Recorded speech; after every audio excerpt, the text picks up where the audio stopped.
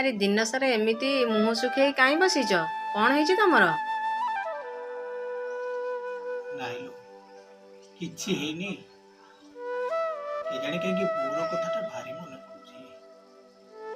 ବୋଉ ଯିବା ବର୍ଷେ ହେଲାଣି, ସବୁବେଳେ ତା କଥା ମନେ ଖାଲି ପଡୁଛି।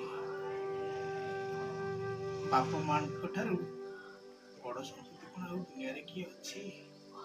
ଛୁଆ ବଡ ବାପା ତ ଚାଲି ଯାଇଥିଲା, ହେଲେ ବୋଉ ବି ଚାଲିଗଲା।